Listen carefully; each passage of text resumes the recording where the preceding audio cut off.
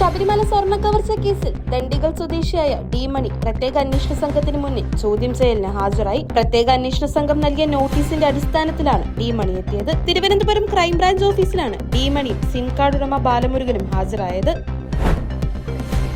India Sri Lanka വനിതാ 2020 പരമ്പരയിലെ അവസാന മത്സരം ഇന്ന് കാര്യവട്ടം ഗ്രീൻഫീൽഡ് സ്റ്റേഡിയത്തിൽ വൈകിട്ട് 7 മണിക്കാണ് മത്സരം. എല്ലാ മത്സരങ്ങളും ജയിച്ച് പരമ്പര തൂത്തുവരിക എന്ന ലക്ഷ്യത്തോടെയാകും ടീം ഇന്ത്യ ഇറങ്ങുക. അവസാന മത്സരത്തിൽ പുതുമുഖങ്ങൾക്ക് അവസരം നൽകിയേക്കും.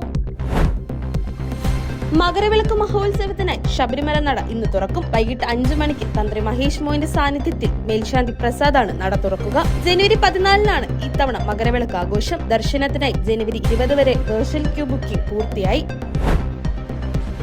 കൊച്ചി ബ്രോഡ്വേയിൽ കടകൾക്ക് തീ പിടിച്ചു. ശ്രീധർ തിയേറ്ററിന് സമീപമാണ് തീപിടുത്തമുണ്ടായത്. 12ഓളം കടകൾ കത്തി നശിച്ചു. സർക്കാർ പദവി രാജിവെച്ച് CPI സംസ്ഥാന കൗൺസിലർ അംഗം VP ഉണ്ണികൃഷ്ണൻ.